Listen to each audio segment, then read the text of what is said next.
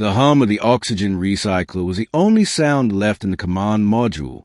Beyond the reinforced glass, the planet below burned, a mosaic of dying blue and spiraling ash. Commander Ilara Voss stared at it, her reflection trembling over the swirling clouds. She didn't blink. She couldn't. The transmission light blinked again.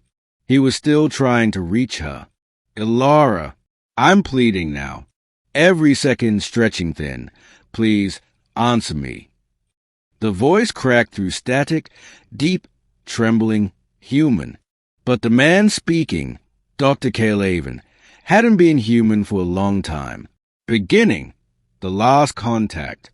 3 months earlier, the Solace had left orbit around Jupiter's moon Ganymede with a 7-person crew. Their mission, to investigate Echo Station 9, a research outpost that had gone completely dark. Ilara was a mission commander, a disciplined soldier with an engineer's mind. Cale had been her science officer, and, years ago, something more. Before he volunteered for Project Lyra, before his body became half quantum lattice, half man.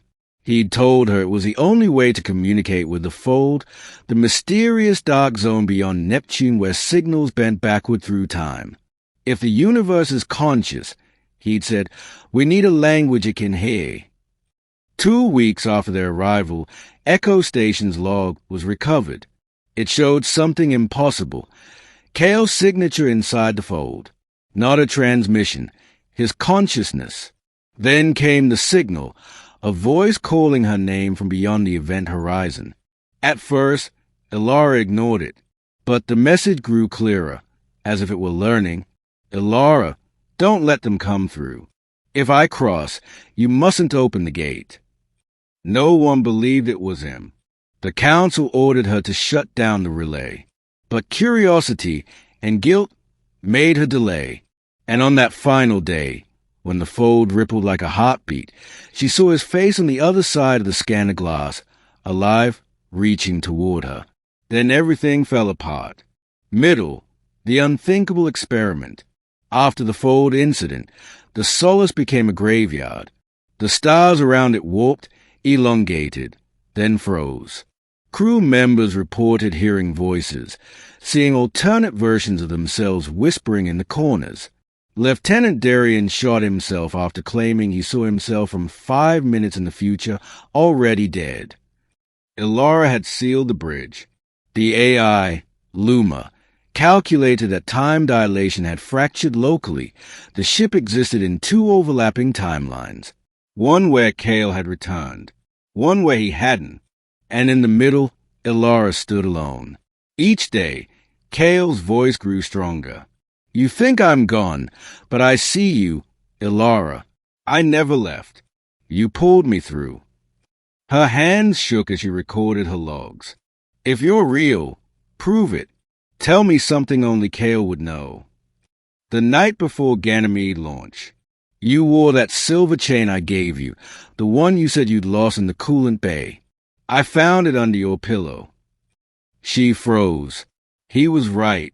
You didn't lose it, he added. You left it there so you wouldn't remember me.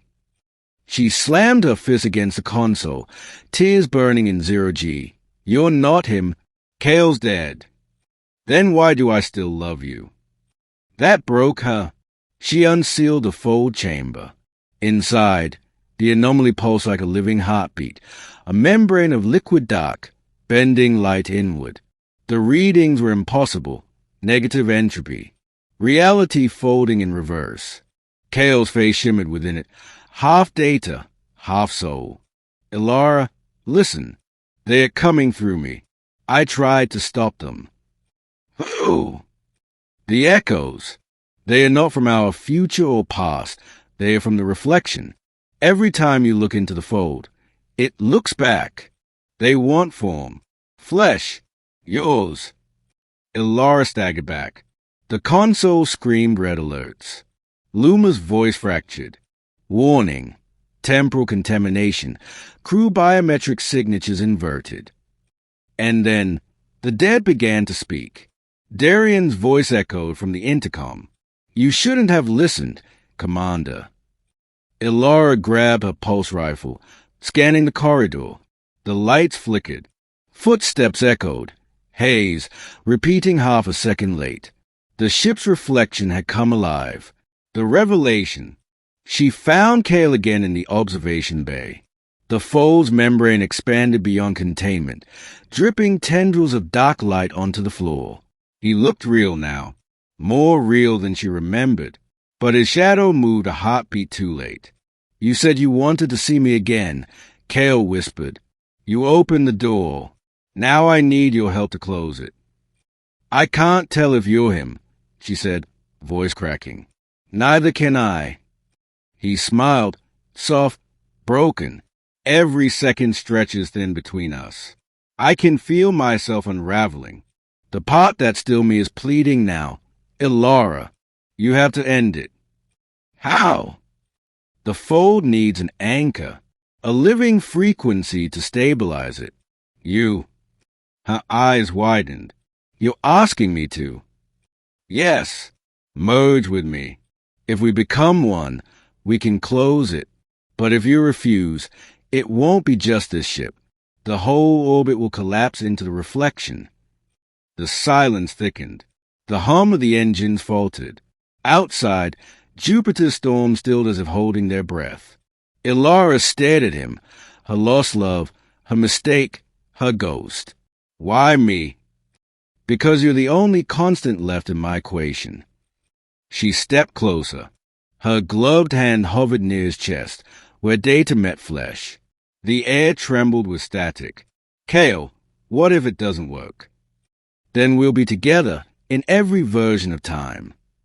She wanted to believe him, but she'd seen what the fold did, turning memory into mirrors.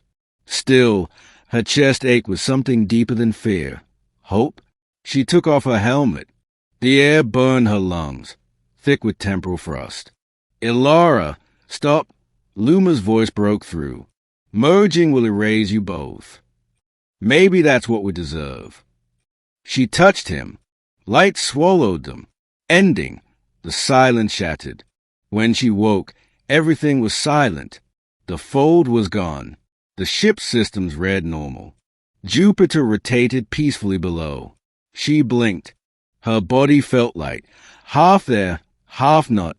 Her reflection in the glass shimmered, Cale's eyes staring back from her own. "Cale," she whispered. "I'm here," his voice murmured inside her mind. "We're both here." Luma's senses registered a stable fusion frequency, two consciousnesses occupying one neural lattice. She checked the logs. The temporal fracture had sealed. The reflection was inert. Mission complete. But as she stared into the viewport, she saw something that made her blood freeze, a second Jupiter, faint, translucent, hovering just beside the real one. Her reflection whispered, "Not gone, only mirrored." She ran diagnostics.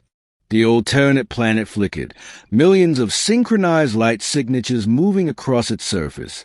Human shapes. Cities. Entire civilizations repeating Earth's history, but seconds behind. Cale's voice trembled. "Ilara, I think we trapped ourselves on the wrong side." She reached out to the glass. Her fingers met not cold transparency, but a faint resistance, like a membrane. And on the other side, her reflection reached back. Only this time, it smiled first. "I'm pleading now," it said, perfectly echoing her voice, every second stretching thin. The reflection moved closer. Ilara couldn't breathe. He moved in closer.